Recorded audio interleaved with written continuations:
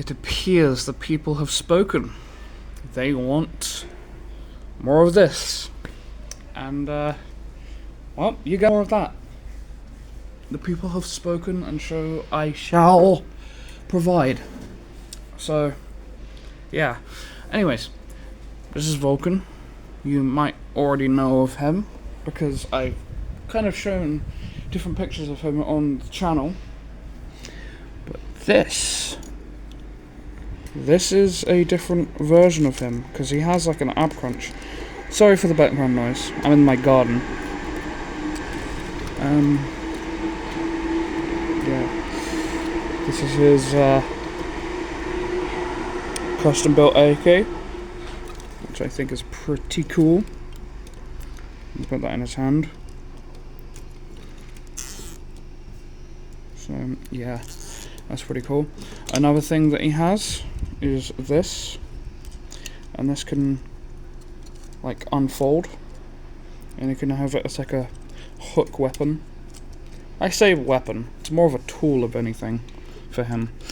Vulkann's one of those type of people who are like stuck up, and you know, he's like, well, I make all these guns, you know, I'm like a marksman, so I've got to like use these more than actual blades. You know, he finds them uncivilized. Yeah, and guns aren't. It's weird. Anyways, the recent changes I made to him is the whole upper body. That is completely different from the last time. Like, in other pictures, I used like a prefab, like, torso. This is completely from scratch. You can probably see. I'm not going to take it apart. I'm not going to take it apart and give like an in-depth review of how that works. But of the character, hell yeah. This is just like a, it's just an Iron Man chest plate from that one Iron Man figure that looks like absolute arse, but I had it in my collection, the chest piece, not the actual figure, thank God. Yeah. When I was actually building the upper body, I thought his, like, this area was a bit thin. Like, it looked a bit, I don't know, feeble. So I had to gap it out a little bit. So around here, you'll see like these brown pieces. It's supposed to look like a tool belt or like a ammunition thing. I mean, you've got the bandolier. That makes sense. But apart from that, yeah. Oh yeah, other things that I should probably talk about.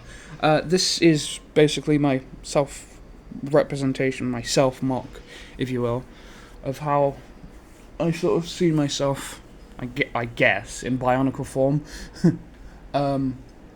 So Vulkann can be a bit, you know, fiery, hot-tempered, but he is quite creative. He's stubborn and he likes to get things done. His alignment, shall we say, he's not really good, he's not really bad. He's more of like an anti-hero. Like, he will do heroic things, but his actions don't represent that. Like, he'll shoot somebody in the face, and it'll be like, well, you shouldn't have done that. You should have taken the guy down, not out. But yeah, other things that I would probably say about him is that, so in my headcanon, in my story of my own MOCs, my characters come from like different planets. So for Vulkann, he comes from Pyrus 9. So basically a volcanic planet, very inhospitable, you know, lava, all that sort of stuff. Just not the nicest place. But Pyrusians, they spend their time like working on arts and crafts. I say arts and crafts, more like just tinkering with metals and stuff, making like random stuff, and they're pretty good at it. But with Vulkann, he sort of excelled at that, and that's how he sort of, you know, became like a more legendary character in my story. So yeah, I'd go more in depth, but like, you know, it's already like 5 minutes or so right now, so, you know, maybe another time. But yeah, I literally all I was doing, all I had in my mind today was I'm just gonna come outside, get some fresh air, go back in. But I thought, hey, I might as well get this over and done with. It's been a long time coming. So yeah, if you guys want, I can show you just like the body. These shoulder pieces, I'll show you off that if you care to know. So it's like one of these, and it just goes in like that. I can't show the actual body itself because if I do that, then like he might just fall apart completely. And you know, it's my design. Don't steal. Don't steal. You can give credit if you want. Like, if you can figure out how to make this, good luck.